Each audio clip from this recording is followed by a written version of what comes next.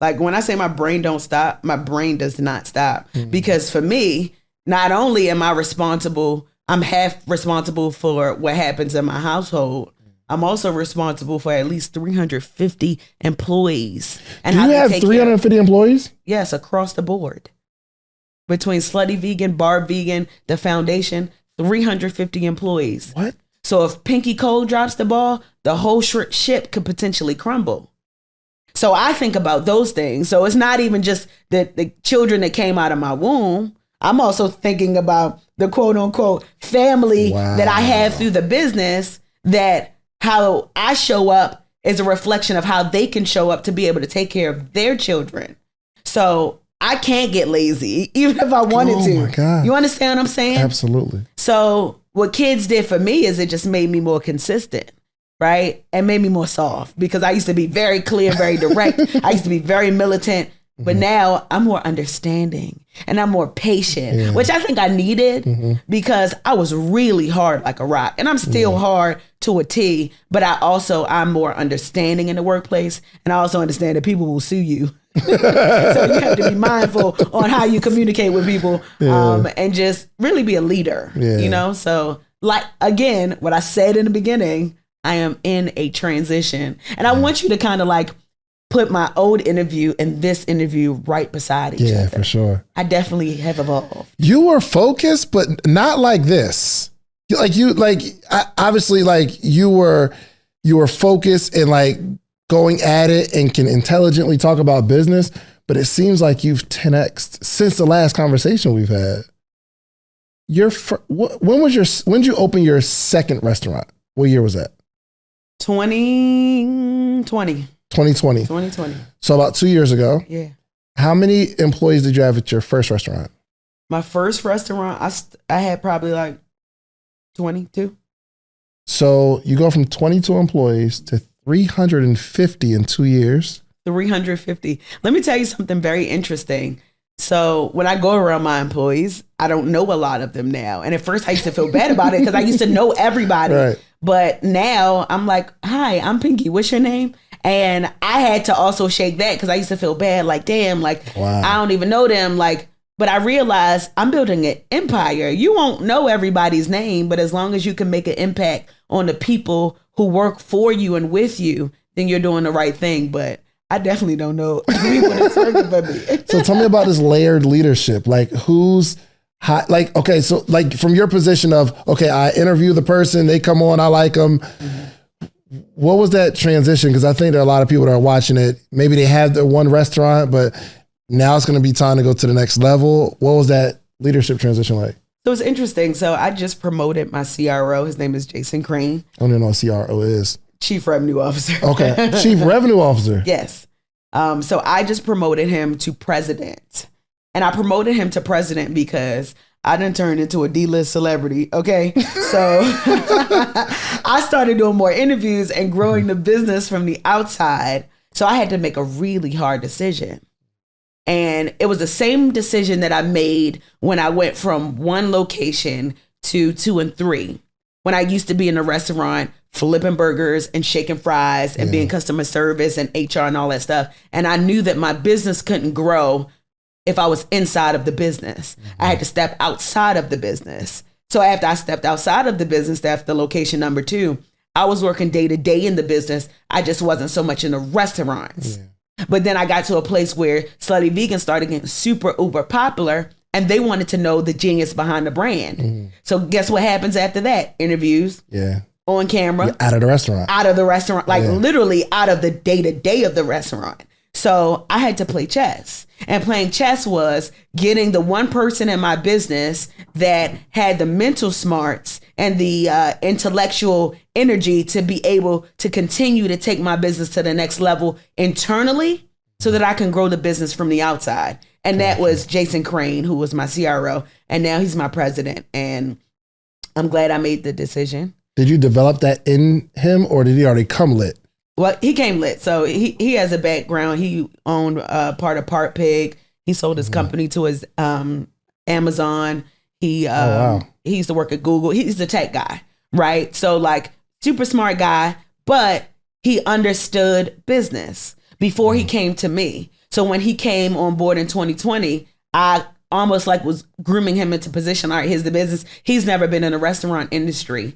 And it was an opportunity for him to learn and to grow. And he actually did the negotiations alongside my lawyer for my raise. So when it came time to make that transition to step outside of the day-to-day of the restaurant, I promoted him to president and say, here, Simba, this is the throne. Now you run my company. And although I have the final say on everything, he runs the day-to-day of the company from the inside, and I run the company from the outside. So he does hiring, marketing, everything? He doesn't do everything. So we have departments. So I have an operations department. I have a marketing team. I have a catering and booking team. I have the HR department. But is he over all of those departments? So he is the overarching element. Gotcha. Yes. So he connects directly with the department heads, and he has his meetings with them, and then he reports it up to me.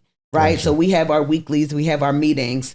But the moral to the story is he runs the day-to-day of the business, gotcha. Right? So I'm still very familiar on what happens with my business strategy, execution. I still go and look at properties to vet out for potential slutty vegans. I still go to the high-level meetings. We still have our high-level meetings. All of our company-wide engagements I'm still present for, but I speak on behalf of the business. Gotcha. Nobody talks about the business except for me because I created this company.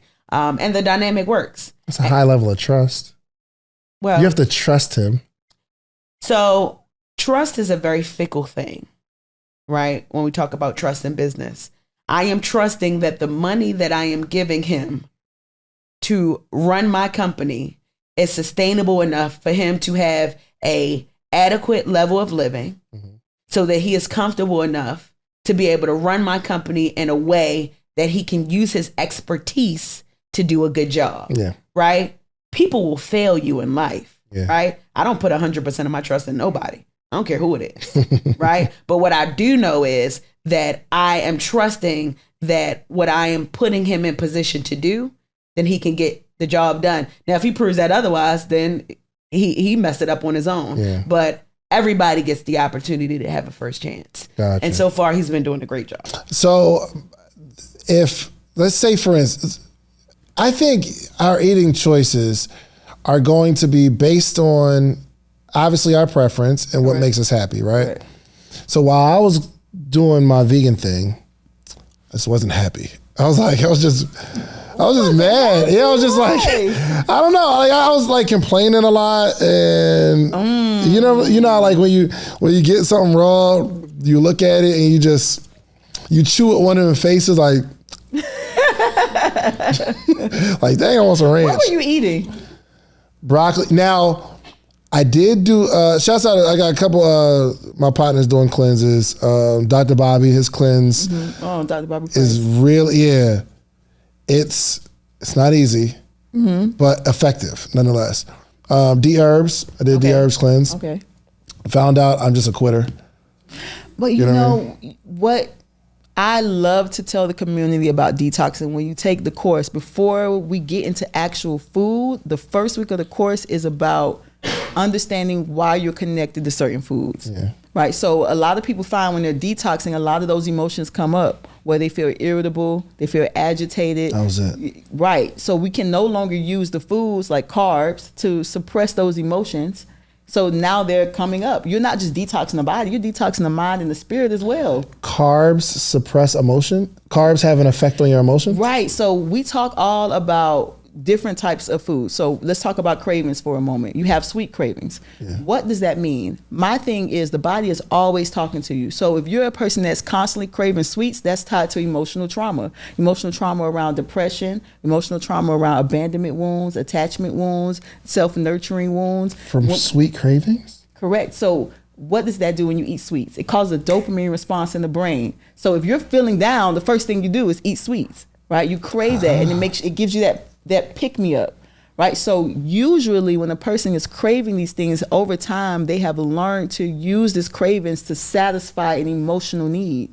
Wow. And we learn these things through childhood, through television. But once you taste it, it's a whole nother thing because now you have that dopamine response and you're like, oh, I love it. So now when you have a rough day or a tough day, first thing you do is go into the vending machine and getting some XYZ, whatever it may be. Crunchy cravings, that's the sign of a person that has dealt with a lot of stress. So chewing on something crunchy releases tension in the muscles. So now you have a relief.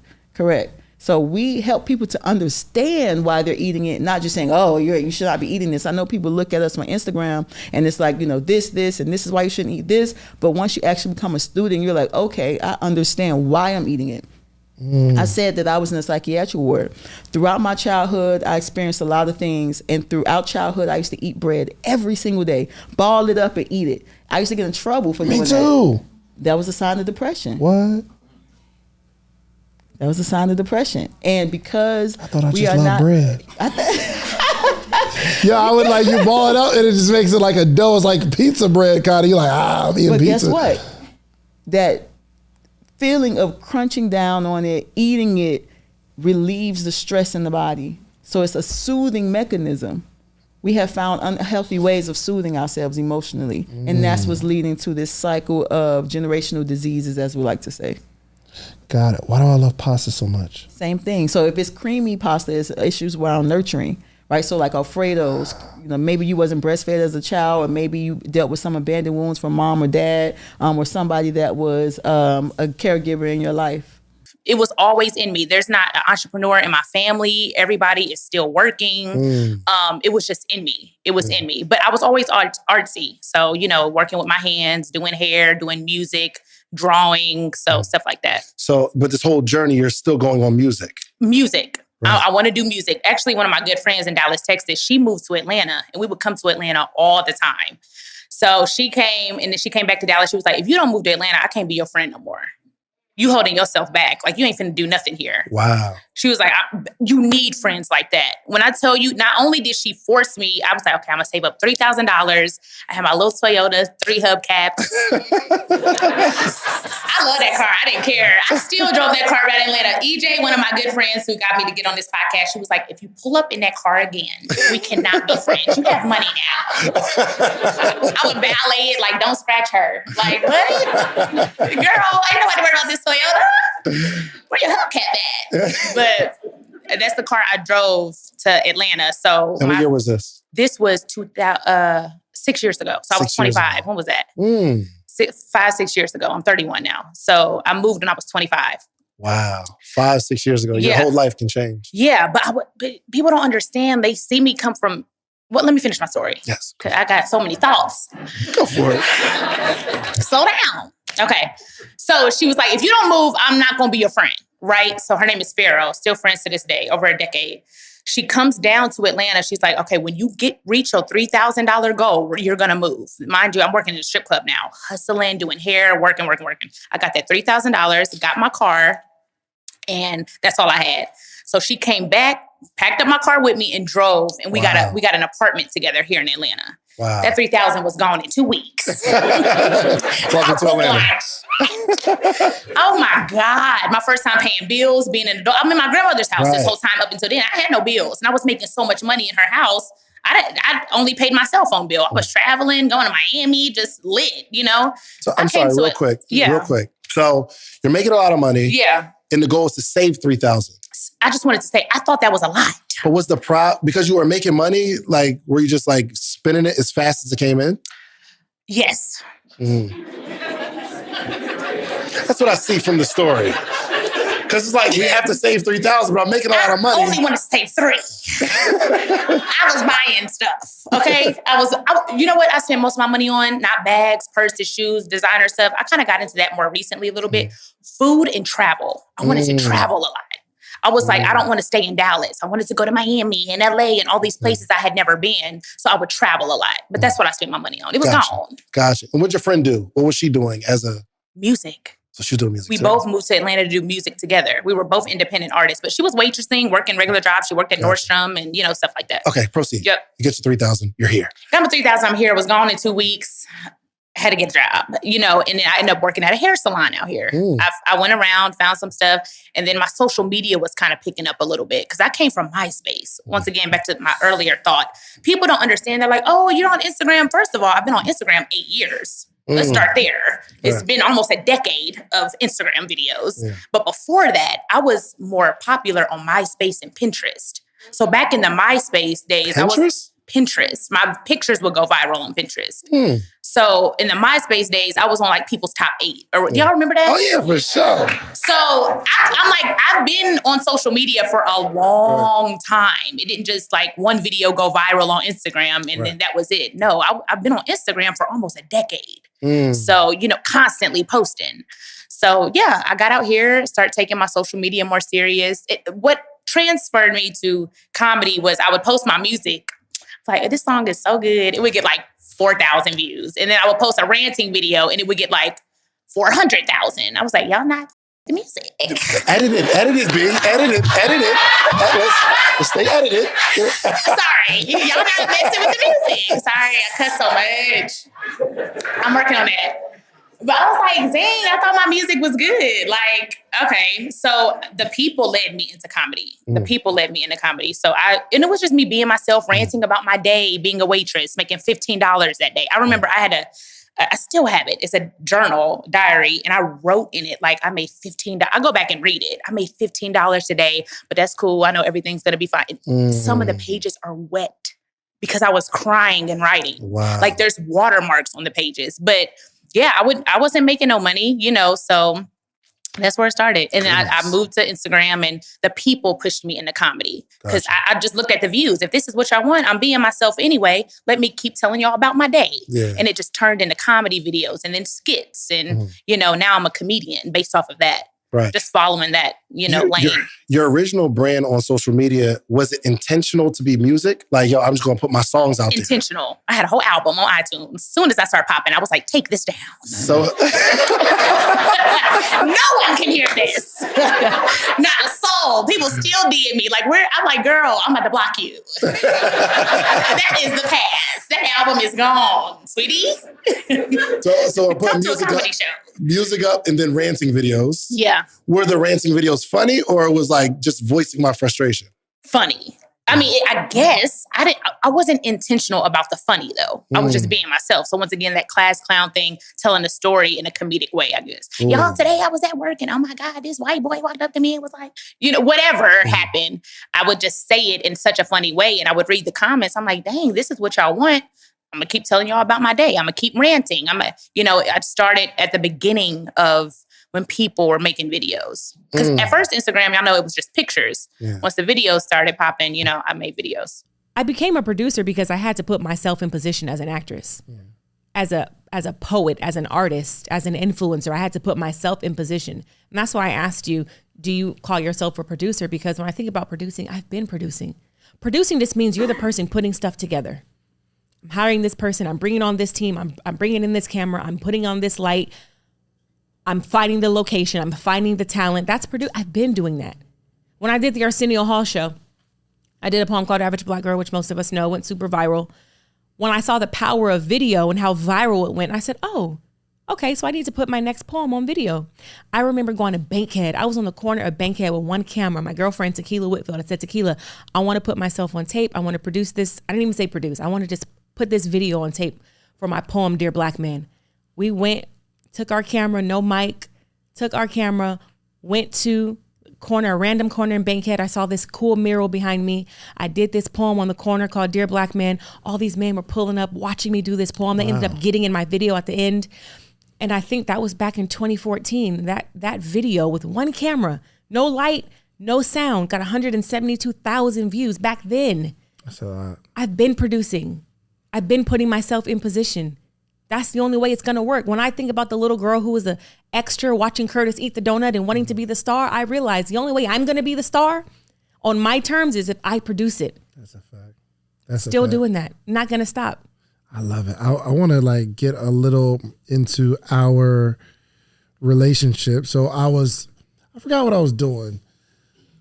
I don't know. We were doing something. Oh, no. So I actually came over for this specific reason because I was like, yo, I want to be an actor. Yes. I'd be a good actor. I think I gave you the actor bug. Yeah, 100%. Absolutely. Because you're like, yo, Dave, you could be an actor. Yeah. I'm like, really? And I started talking like that. Really? I could be an actor. But we ran into a problem. So we did. I don't know how we got on this topic because she's like, well, read these lines. And I'm like, okay, one, I don't have the best memory. And I'm like, yo, how am I supposed to read it and all that? But eventually we uncovered something about me. We did. Do you remember what happened and how we got there? I do, very vividly. So people think acting is pretending, right? And there are actors who do pretend, and those are not great actors to me.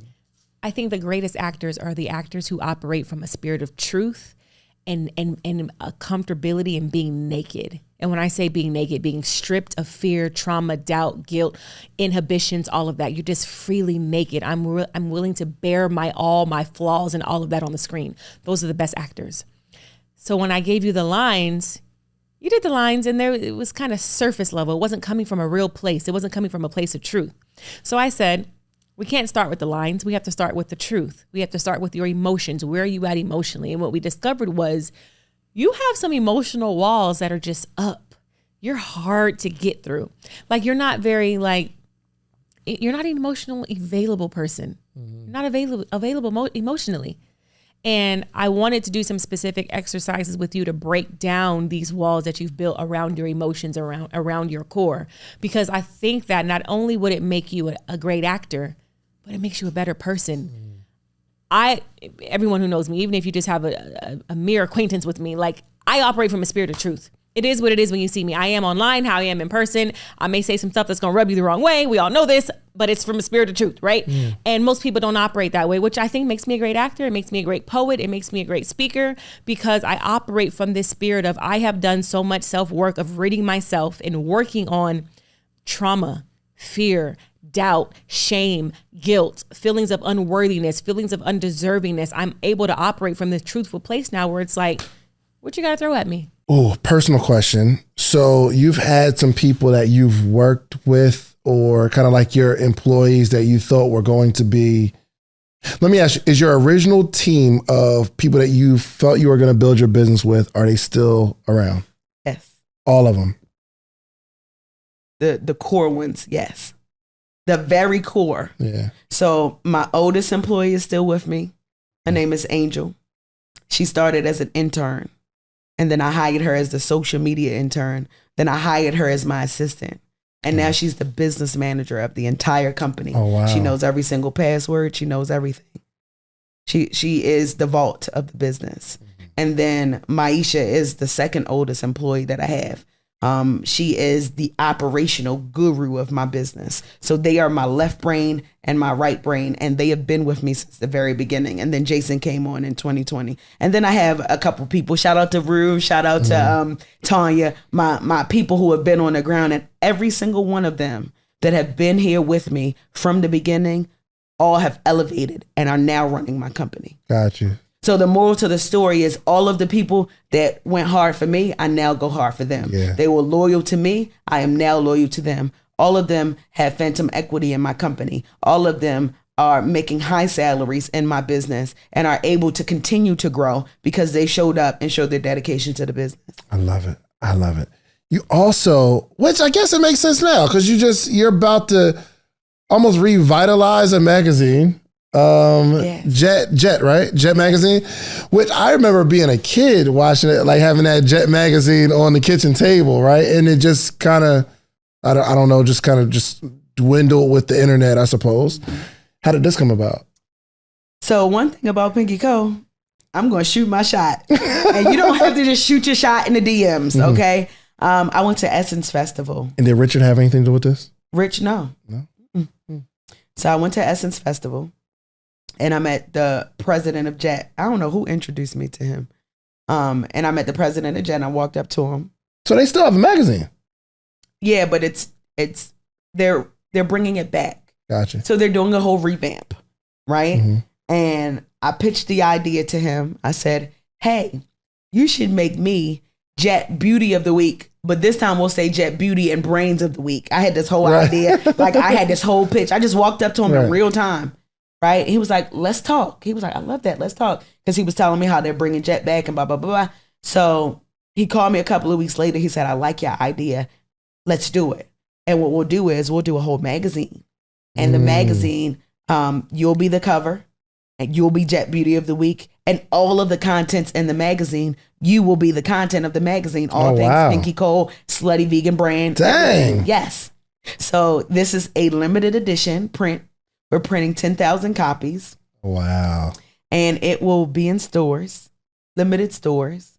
And I'm excited about it because when we think of Jet Magazine, Jet is a part of the reason why our culture is as rich as it is. 100%. This was the magazine for Negroes. Yeah. Right? So if you go back to 1951 and you look at all of the magazines, you had all of the most prominent Black people in America at a time where segregation was at an all-time high, gracing this level of magazine. So this was our Hollywood. Yeah. So for me to be able to partner with Jet Magazine, to be the cover girl, to be the Jet Beauty of the Week, and every single piece of the content is all of the cultural things that I'm doing, I don't take that for granted. That's big. It's huge. That's huge. And what I realize is that social capital and currency that I was talking about, I'm able to tap into brands and help to take them to a place where it re-exposes them to the world in a way that we know how relevant they were and how relevant they are. Yeah. So like, I'm honored that Jet would even include me in their magazine, right? So although this is a collaboration, it feels so good to know that I can do this. And what's so special about the magazine is I'm also highlighting my team. I love it. I love it. But yeah, I just gotta ask though, because we obviously haven't seen Jet in a while. This is like really like a collector's item or NFT or something. I don't understand that game. But the fact that it's only 10,000, that's really, really dope. So I'm definitely gonna try to get as many copies as I can. But did you like try to get equity in the whole magazine? Did you have that conversation? Because you understand you are going to bring it back. We working. Okay. So I'll say this. I am a relationship person, right? Mm-hmm. This project for me wasn't like, oh, I need y'all to give me a piece of it. Yeah. Like, this wasn't that kind of project. For sure. It was like, okay, it's a great opportunity. How can I be a part? How can I be of support of this amazing brand? Great opportunity for you or for them? For both of us. For both. Like, yeah, it's a great opportunity for both of us. And, you know, Jet Magazine is one of those magazines that we grew up on. Yeah, 100%. I wanted to be able to have a partnership with them. Yeah. And whatever comes out of that in the future, will I say no? Hell no. I will definitely be a part of all the things that they want to bring me into. Yeah. But what I do know is that this magazine with me on the cover will definitely make some waves. And I pray that it makes the waves that will put Jet back into the forefront like it used to be back in the day. Yeah. Yo, when Mike told me about it, when he said it, it gave me like a bit of nostalgia a little bit. And I was just excited that they're coming back, because there's not a lot of magazines that, I don't think there's any really, that's like highlighting our people. How, I mean, this was at a time, right, where like the whole country's at odds, and it's at odds today, but someone was bold enough to say, yo, we are going to make Black beautiful. Yeah. Right? And if you didn't remember anything else, every little girl, every teenage girl always went to page 9 or whatever page it was to look at Jet Beauty of the Week. Yeah. Yeah. And Jet Beauty of the Week was the most beautiful Black woman who was educated, smart, and sexy as hell. Chocolate and sexy. Mm-hmm. And that was the image of what a Black woman was to us. Yeah. Right? And now we get to bring it back. I love it. And I'm excited. I love it. You should be. Which being myself, I think, is one of the hardest things. I was just telling somebody in the lobby, being yourself is one of the hardest things to do when you got so much stuff to look at. It's only hard when you don't know who you are. It's only hard if you don't know who you are. You have to find who you are. And in I'm still learning that. Every year I evolve. I'm in therapy right now. My therapist was like, write down 20 things that make you happy. She was like, yep, call me tomorrow. So, some of those deep questions, it's like, who am I? Does this, and I'm going to go back to EJ, on my $1 million journey, I sold my car, which was almost 2 years ago. I still don't have a car. And I'm a multimillionaire. I still don't have a car. I almost bought a $300,000 G-Wagon because of the stuff I saw on the internet. And I sat with myself. I said, do I really even want this G-Wagon? I'm never in town. Soon as I drive off the lot, it depreciates. It's going to be in my garage. I don't own any land because I stay in an apartment. Come on, B. Why am I buying a G-Wagon? Because I'm conditioned to think that's what you do when you get money, right? I sold my Toyota. Now I need a luxury car. This is what I'm seeing as I'm scrolling. I ain't had a car for 2 years. I am comfortable. I don't cook. So all I'm doing is Uber Eatsing. I ain't never at the grocery store. I'm never in town. One of those years was a pandemic. I wasn't doing nothing. Why would I go buy a $300,000 car for it to sit in my garage? I need to own some land. I need to invest. That's what works for me. But that's because I know myself. I know myself, and I didn't allow outside sources and social media to make me feel pressured to go do that. I Uber everywhere. EJ picked me up this morning. You should you want to ride? I was like, I could drive my sister's car. She got a little Ford in the back. But it goes with my lifestyle. I don't like to drive anyway. I love getting in an Uber, sitting in the back, answering emails, sleeping, being on my phone, working in the back seat. Convenience. That works for me, though. I didn't allow outside sources to make me feel like I had to go buy a car. I don't even have a car. What is first off, do you do regular Uber or Uber Black? It depends on where I'm going. Okay, because me and Ernestine she be like, we going somewhere. I'm like, yeah, I'm getting a regular Uber. It depends on where I'm going, because I'm hopping a dinged up Uber real quick. Like, thank you, they got me Simone. I'm like, yeah, come on. It's me. It's me, Black Queen. She's trying, though. She's trying. Me, Black Queen. So, first of all, we've been up here like 15 minutes. I only did 3. That's good. Let's clap it up for B. Simone. Yeah. I'm working on me. I do want to know the journey of, have you always been yourself, or was it a process? Like some people are natural, like they are just them. But some people are struggling. Oh, I don't know why that question is going to make me emotional. I've always been myself. 2020, soon as I thought I found myself and I was walking in my truth, I changed. Wow. I changed, and I tried to hold on to the girl I used to be, and that's not even who I am anymore. So that was a scary thing for me. When you change and you grow and you evolve and you shift and you're maturing and people around you aren't, or you're not the same person. First of all, the person you used to be is not who God intended you to be. It was just a part of you to get you to where you're going. And I was scared to change. I'm like, I don't like standing on the tables at the clubs no more. I don't like going out all the time. I like being at home. Big crowds. I used to want to be the center of attention. Now big crowds kind of give me anxiety. I changed as soon as I was walking in my truth. And that scared me. But once I started to accept, it's okay. You're not 21, you're 31. Okay, you're going to evolve, you're going to grow. And that old B. Simone or Braylon, who you used to be, is not who God intended you to be. That is a part of you to get you to this point and continue to evolve. So yes, I've always been myself, but I feel like in different chapters and journeys and parts of life, you're going to change and find that and walk in that. Don't try to hold on to who you used to be. And what do you think forced that change? Was it people? Was it circumstances? My career took off. The more popular I got, the more introverted I got. Really? Oh, yeah. Now I'm. Hey, you a fan or a hater? Bitch, it's like, I'm always on edge. It turned me introverted a little bit, and I'm kind of getting back to the balance of it. But the bigger I got, the quieter I got.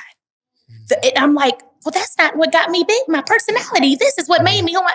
This is what got me to this point. I had to keep this girl up. I have to be the life of the party. I have to be lit. The bigger I got, I stopped drinking so much. I'm trying to focus. I'm trying to rest. I'm trying to be healthy. The bigger I got, I didn't want to be out late. So now I'm not networking with those same people because they in the club every night. Yeah.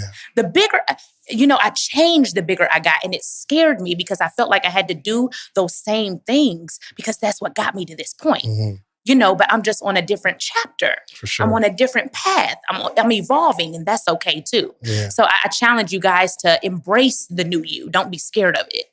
Well, last year, and I read a quote too. They said people spend their whole lives wanting to be known and then they become known and then wear dark shades to avoid being seen. It's like, excuse me, be Simone, I'm just a mess and my news is real. Move. Please. Let me ask you, so last year you had that issue where I think you said something about the type of man that you want, right? Yep. Do you think that caused you to not want to be so out there because you're a target now? I think it was numerous things. So I had my $1 million journey. If anybody followed it, it's still on YouTube. Man, that was insane. And I saw an interview, or I was looking at your page today, but somebody said a millionaire means you have it attainable, not we've made $1 million, so that was my goal at 30. I want to be a millionaire. I want to see it in my account. I've come across millions, of course, but to see it tangible, those zeros, that was my goal at 30. So I had 300,000 to go. I did all these, I did back to go doing hair and this and that. We reached the goal. Cool. It took me 30 years. So I reached this goal at 30 years to see the million in my account. It took me 30 days to be a multi-millionaire. 30 days after that, I made $1 million in 1 month. So which is great. But then I had the most depressed year of my life. Soon as I became a millionaire, it was the darkest year of my life. From media to losing people out of my circle to my team falling apart. That's why if the money is the goal, you're going to get the money. Come on. If the money is the goal, you're going to get it. Whatever you put your mind to, you are going to get. If the $1 million house is the goal, you're going to get it. But when you get there, if your mind ain't right, if your foundation ain't strong, if your work, who is your source? If that's not right, the finances and the materialistic goals don't matter. And I thank God for my mind. Because during that depression, I was sane. I was good. And I knew I was going to come out of it. But to answer your question, going back to that, the book, the 9 to 5 comments, the lies on it's mind-blowing. Anybody can put out something and the world's going to believe it. It don't matter what it is, right? So the 9 to 5 comment, and I'll go back to that. Every day in my stand-up show, clap if you still work a 9 to 5. Clap, clap, clap, clap, clap.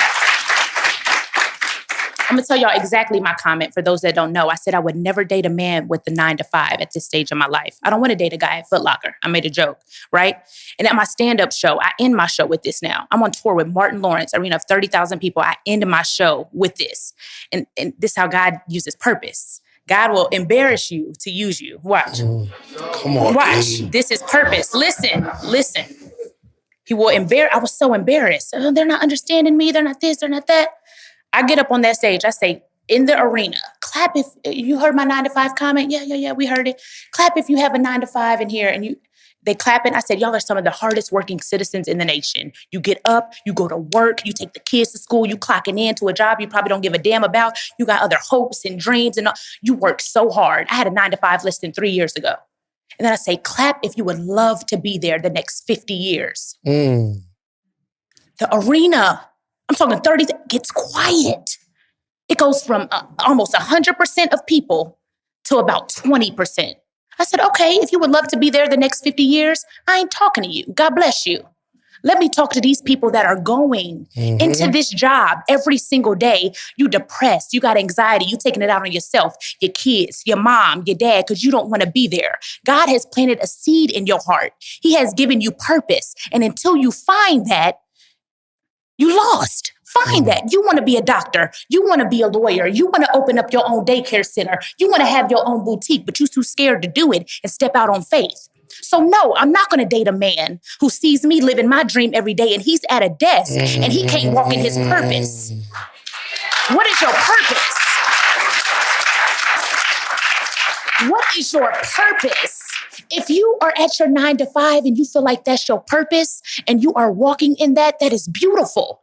My comment wasn't for you. My comment is for that man that is sitting there. I'm telling you this from the bottom of my heart. I'd rather date a man that has a plan, ambition, and he's selling clothes out of his trunk and they fly as hell. I'll help you with that business because you have a vision. You have purpose. You care about something. If your thing is microphones, tell me why microphones are cool. Talk to me. Be passionate about something. We so lost in this cycle of working to live, we done lost passion and purpose. So no, I'm not going to date a man that works at Foot Locker. Thank you. Next question. That is crazy. I don't know if it's emotional or abandonment it's not abandonment issues, but I am an emotional suppressor. I suppress my emotions to the point where I don't think I have them. As I get older, I'm thinking maybe they're there somewhere. I just don't acknowledge them as much. There's a lot of students but you're thinking we could tie that to. Of course, I can come to your house. I don't even have to talk to you. If I came to your house right now and I said, open your refrigerator, open your cabinets, and I look at the type of food that you have, I can analyze what you probably went through as a child. Wow. Correct. Right. And that's one way that, like we say in the conscious community, emotional intelligence. And that's not just about being conscious. I think every parent should know that, because most of our children cannot articulate what they're feeling correctly. So back to the story of me eating bread every day, I was depressed because my mom and dad was going through a divorce that they didn't explain to me. I witnessed a lot of domestic violence, right, in my childhood. And I couldn't articulate that bothered me. And as I became an adult, I still dealt with those things. I suppressed those things, had more experiences and compounded on each other. And then I ended up in the psychiatric ward in 2013. So if my mom would have known that, hey, this craving could be tied to an emotional instability, we could have got help then. Or they could have talked to me, or maybe I would have got counseling. That's what I do with my children. When I notice they have a week where they're eating a lot of potato chips or asking for potato chips, I'm like, okay, what are you stressed out about? And I try my best to bring it down to their level, to get them to tell me what's going on, extract that information from them. My youngest daughter, well, not now I have another youngest daughter, but my second oldest, she had How old is she? She's 5. Okay.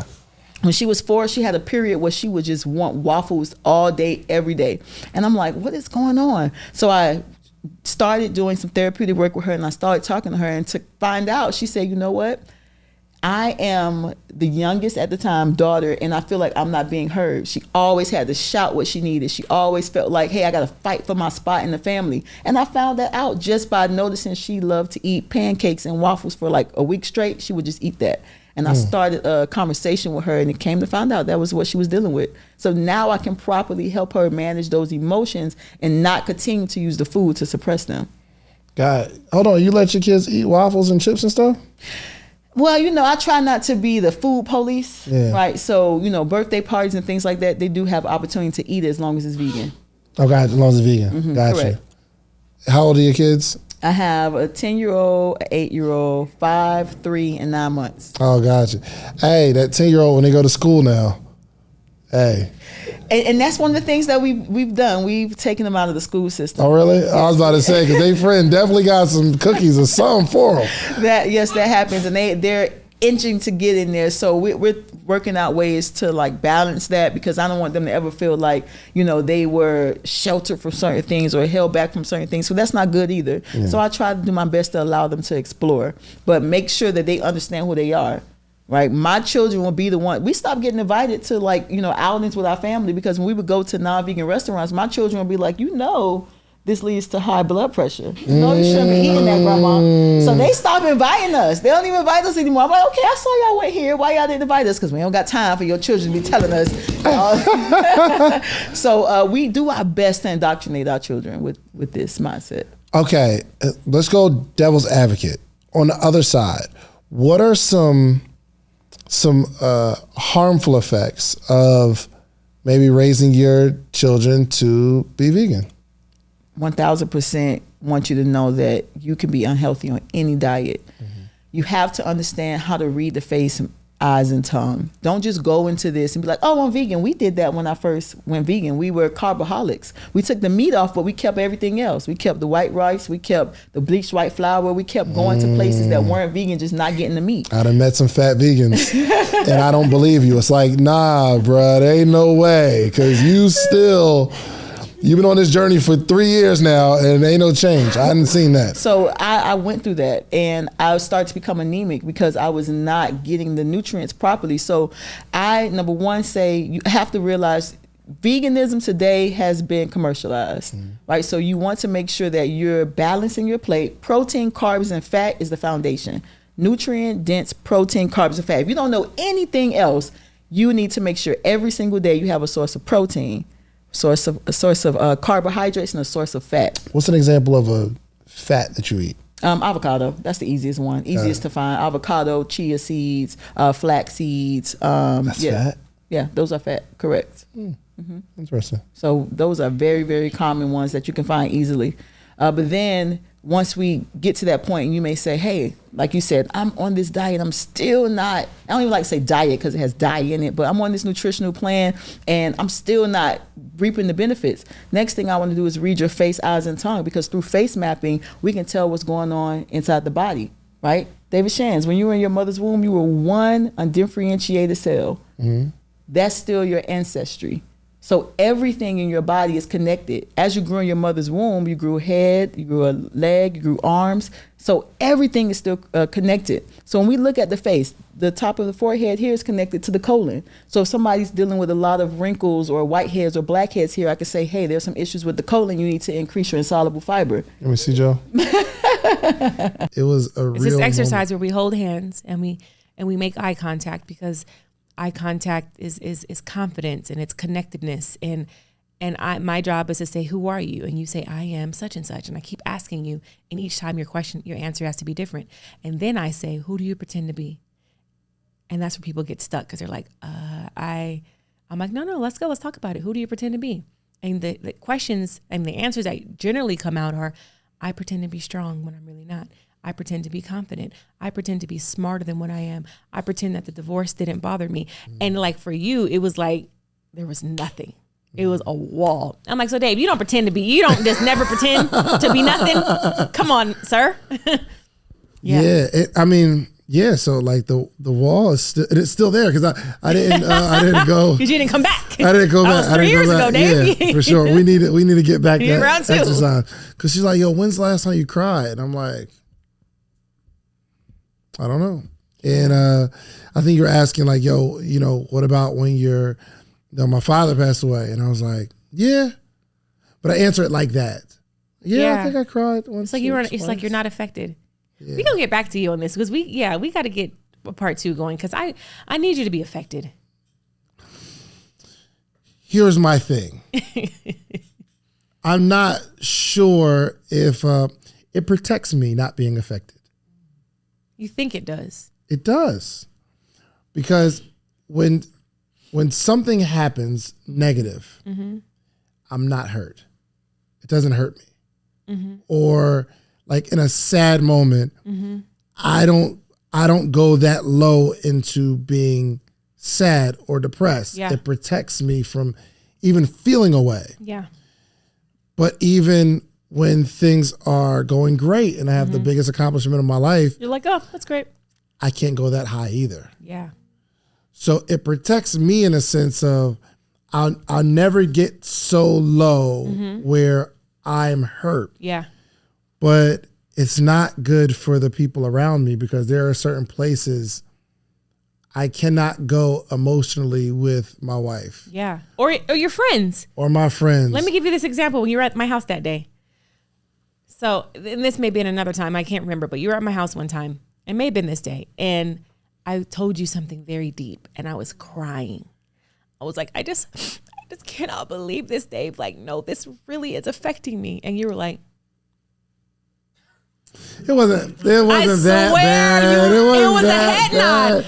I'm like, is I he? squinted my eyes a little bit, like it wasn't just a blank stare. It was on the that, blankest stare, and that's when I really knew. I said, "Oh, Dave, this is deep.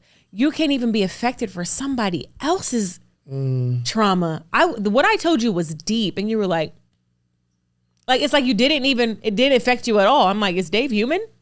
Dave might be an alien. And the thing is, do I need to be strong for other people? But that's been always my my psyche, okay? And maybe my cousin messed me up. When my father passed away, my cousin was like, hey, make sure when you get back, you keep working.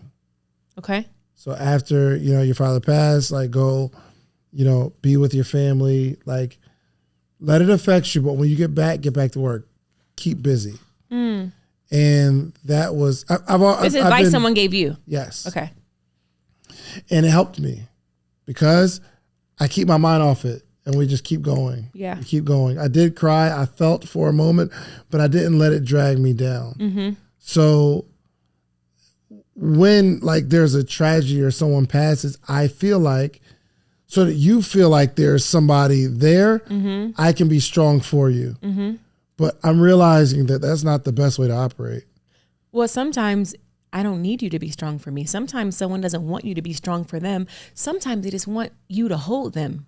Sometimes they just want you to wipe their tears. Sometimes they just need companionship in this moment, or someone who feels like they understand what I'm going through.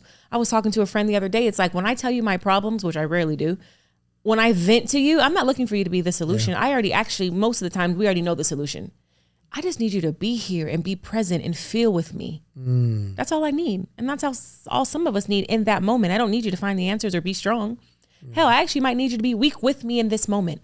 I might just need you to be a shoulder to lean on. And I want you to know, I want to know that you love me enough that this problem for me is also a problem for you and you're here for me.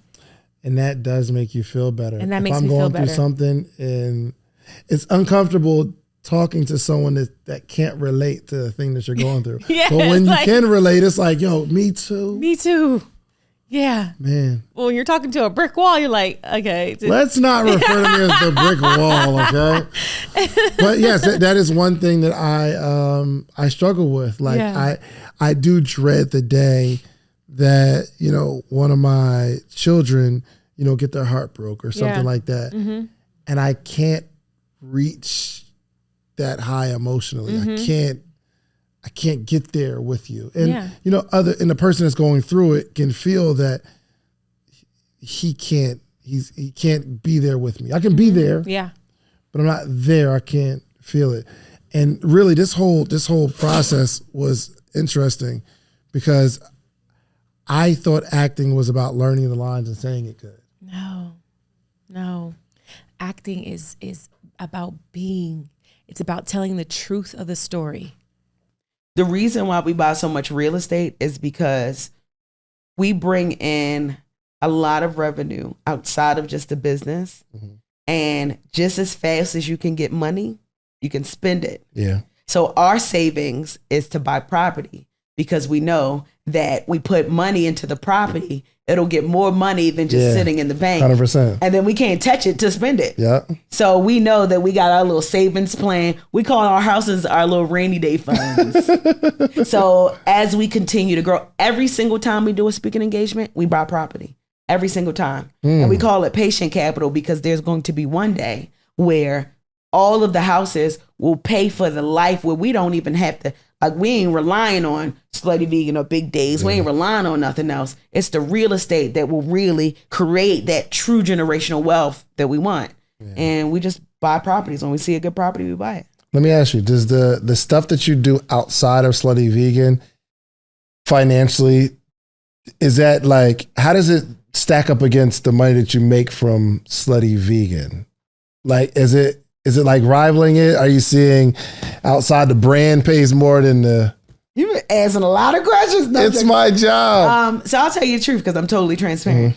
Since I started Slutty Vegan, I put myself on payroll in 2020 because I've always been the person, every single dollar goes back into the business and I'm still that way. So since 2020, I have paid myself a paycheck. I have given myself raises, just like if I was working for a company, giving myself raises, giving myself bonuses. I've done that because I'm so committed to growing my company. Can I take all the money if I want to and just do whatever I want to do? Yeah, but I'm not that kind of entrepreneur. Yeah. I have a big vision for my brand. So I'm very disciplined when it comes to the business. So disciplined that like I discipline myself. It's my company. It's my money. I can do what I want. I won't even get gas on my company card because I'll use my personal bank account to get gas. Like I'm disciplined to a fault. Some people like, Pinky, come on, like it's your company, like use the card. But I'm also thinking about the bigger picture. I want my books and my records to be so clean. Yeah. And in order for it to be so clean, I gotta be super disciplined. Yeah. Right? I just literally started putting my makeup on the company. I was paying for it out of my other pocket, my personal pocket. They're all my pockets. But I had to realize like, okay, all right, cool. I'm doing a lot of interviews and I'm speaking about Slutty Vegan. I can make this an expense. Yeah. But I've always been very disciplined. But I do very, very well outside of the business. I do very well. I do very well. So much so that I am able to not have to touch Slutty Vegan because I do a lot of speaking engagements and thought leadership, things that I really, really like to do. And a part of that is, with his as well, is what we do. And we put that in our pot and we grow. I love it. I got to ask about the podcast because I am so passionate about podcasting, and you have a voice and you're like an endless well of information. And I believe that you will be like one of the biggest podcasters in the world. Think so? What? Oh my gosh. As a podcast, you have to have something to say. You can't just be cute.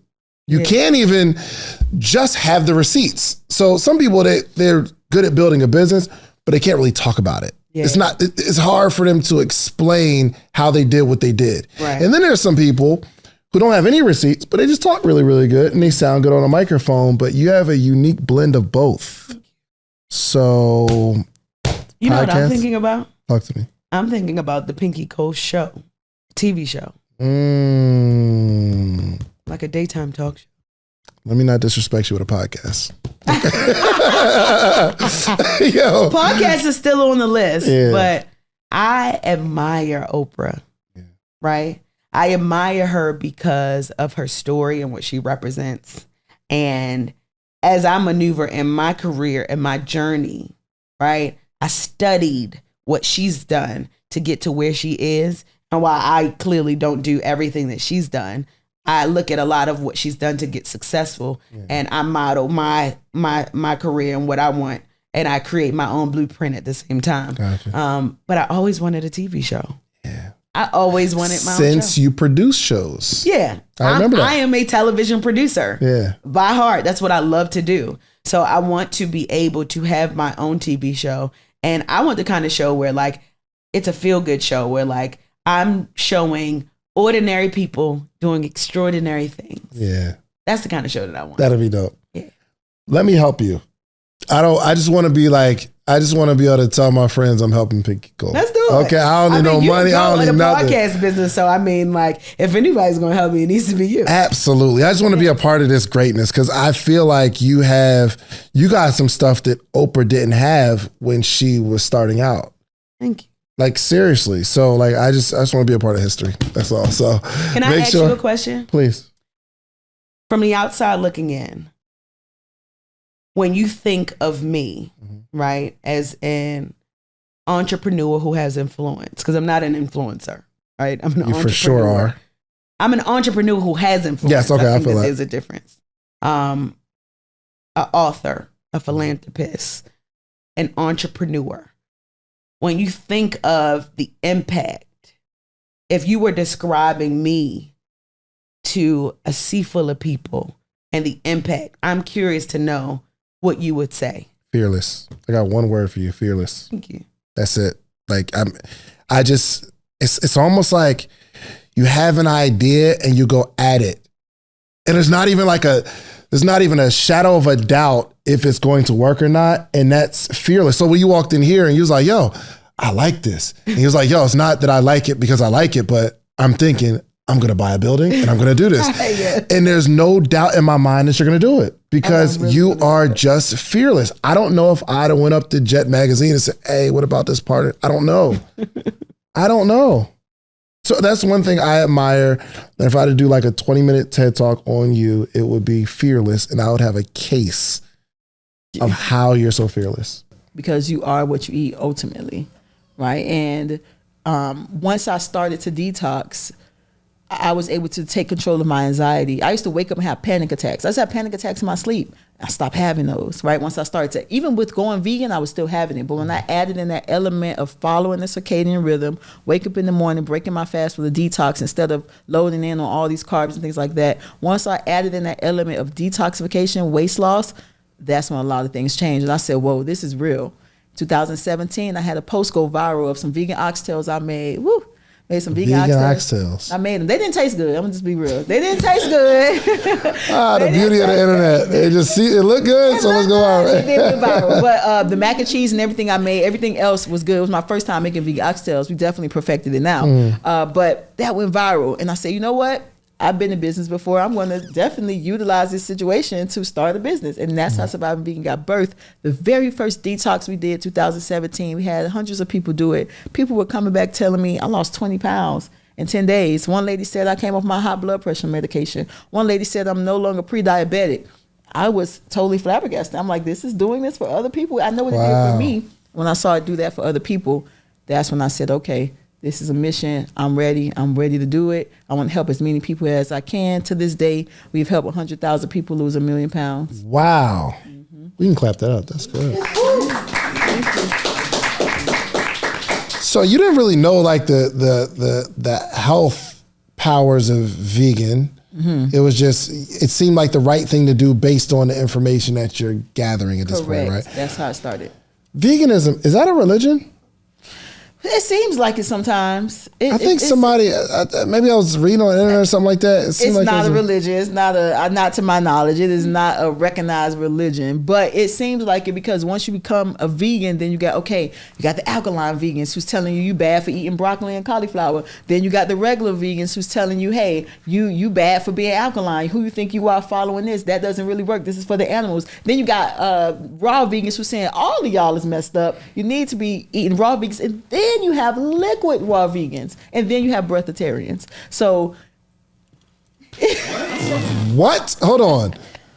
First, okay, before we get into the elephant in the room, which that whole breatharian, like, yes. You eat breath. I don't know if it's like you're just liquid vegan. What's that? So liquid vegan means that you are raw, but all of your meals are liquid. Right, so you either puree it or you blend all of your meals. You only drink. Oh, you puree it. Okay. Correct. There are vegans that are raw, but they only eat it in juice form. Correct. Every day of their life. Every day of your life. And I have not evolved to that level yet. I don't know if I'm ever going to be at that level, but there are people that are liquid raw vegans. And the notion behind that is because you want to conserve as much energy as possible. So when you eat whole foods, your body's going to break it down to a liquid to send the energy to the cells anyway. So why don't I just consume it as a liquid so I can help my body conserve energy? That actually makes sense. Instead of eating 10 carrots, you just juice it. Juice it or blend it, correct. Okay, breatharian. Living off of the breath of air. That is because we know that there are elements that are in the air that are needed for the body to survive. So you breathe in air. You can't do this anywhere. I wouldn't do that in Atlanta. I wouldn't do that in New York. You need to do that in Caribbean spaces where there's good quality air, when you can go around a lot of greenery, you can go in the mountains, you can go in the forest and then practice your breath work, and that would be your meal for the day. So when we went to PR, we made some. No, I'm not. No. It's real. There's no way, okay? You can't just breathe and that be your meal. Yeah, that's what they work on because there's nutrient dense air, right? So I'm sorry, I gotta Google it. No, keep going. There's nutrient dense air, and that's why I say where there's a lot of pollution, you can't live that lifestyle. Right, because you have a lot of chemicals in the air as well. You have microplastics in the air, depending on where you live. But if you are in, Caribbean spaces, if you are in, South America, I went to PR and I actually met a breatharian. I met a breatharian in Miami as well who lived in DR 6 months out of the year, and he practiced being a breatharian throughout those 6 months, and he lived purely on breath, and he didn't look malnutrition or anything. And I said, praises to you, brother. But I can't do that. Breatharian, a person who believes that it is possible through meditation to reach a level of consciousness where one can obtain all sustenance from the air or sunlight. Correct. You met they lying. I've met 2 breatharians through my life. So yeah, they definitely depend on sunlight for their vitamin D, for cholesterol, to release cholesterol, which is the fat that the body makes, the liver makes. So you get your fat source from that. But I personally, I can't do that. I'm not well versed in that one. So, but there are people that are there, right? I don't know if you've ever seen a diagram of a person through evolution where they have the person with the plate versus the person who's only eating the sun, and you're supposed to be totally ascended just by living off sunlight and, as I said, the air around you. But I don't think I'm going to evolve to that in this lifetime. If you like the video that you just watched, click this one. You're going to like this one, maybe even more. Click it right now.